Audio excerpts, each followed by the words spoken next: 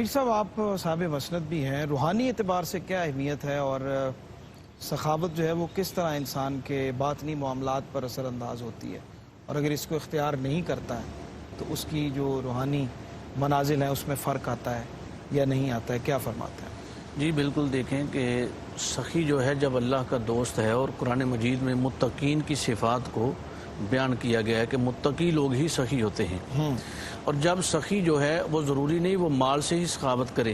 صحیح، آپ نے طریقت کے پہلو پہ بات کی ہے، تو اس میں بھی سخاوت اس طریقے سے ہے کہ وہ ہر لحاظ سے مخلوق کے ساتھ خندہ پیشانی، ملن ساری، لوگوں کا فائدہ، لوگوں کا بھلا چاہنا، لوگوں کو تکلیف دہ چیزوں سے بچانا، یہ تمام پہلو سخاوت میں آتے ہیں۔ ٹھیک، یعنی آپ کسی کا بھلا چاہ رہے ہیں، کسی کا فائدہ کر رہے ہیں، اور رسالہ کشہریہ کے اندر ایک پورا جو اپنا باب قائم کر دیا گیا جود و سخا کا، اور یہ بتایا گیا کہ سخاوت کا جو پہلو ہے، اور سخاوت جو ہے اہل بیت اطہار، صحابہ اکرام اور اولیاء اللہ کا یہ جو ہے مرکز و محور رہی ہے۔ ٹھیک، ہر صورت، ہر حال میں حضرت جناب سیدنا صدیق اکبر رضی اللہ تعالیٰ عنہ کی بارگاہ میں ایک سائل آتا ہے، وہ مکروز تھا، اور اس نے آ کر سوال کیا آپ کی بارگاہ میں، تو آپ نے اس کو بٹھایا اپنے گھر میں، اور بٹھانے کے بعد فرمایا کہ دیکھو 3 دن سے میں نے اناج کا دانہ نہیں کھایا، اور تم ایسے کرو کہ جناب عثمان غنی کے پاس چلے جاؤ۔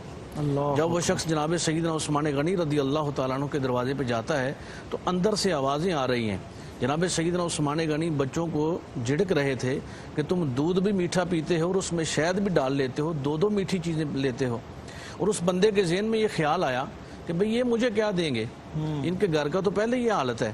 لیکن جب آپ باہر تشریف لائے تو آپ کا یہ جو جملے تھے یہ بھی سخاوت کے جملے ہیں، اتنے عجز و انکساری کے۔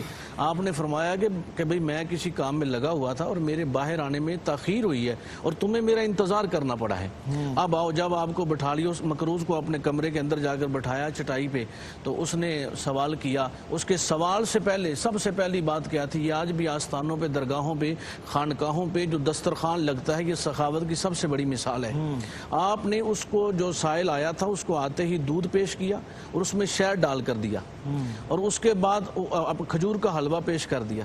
اب وہ سوچنے لگا کہ اپنے گھر میں یہ 2 چیزوں سے بچوں کو منع کر رہے تھے اور مجھے 3 میٹھی چیزیں دے رہے ہیں۔ اس کے بعد آپ نے اپنے غلام کو آواز دی، اس نے کہا جی میں مکروز ہوں۔ آپ نے غلام کو آواز دی اور اس شخص کو بتایا کہ یہ اونٹ بھی ہے، اس کے اوپر تمہارے گھر کے لیے مال بھی ہے، اناج بھی ہے، کپڑے بھی ہیں، لباس بھی ہیں، اور اس کو 300 اشرفیوں کی ضرورت تھی۔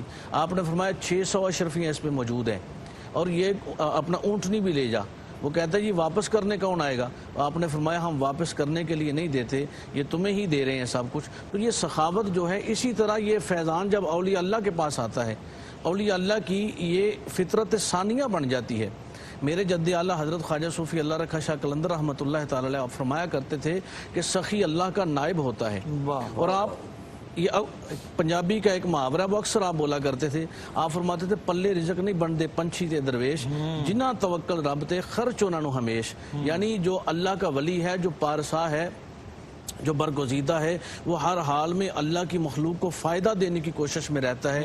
وہ مال سے بھی خرچ کرتا ہے، حسن اخلاق سے بھی خرچ کرتا ہے، وہ فیضان سے بھی خرچ کرتا ہے، اور یہی وجہ ہے کہ آج 1000 سال گزر جانے کے بعد حضور سیدی فیض عالم داتا گنج بخش علی حجویری رحمۃ اللہ تعالی علیہ کا گنبد آج بھی چمک رہا ہے۔ یہ ان کی سخاوت کا ہی درجہ ہے۔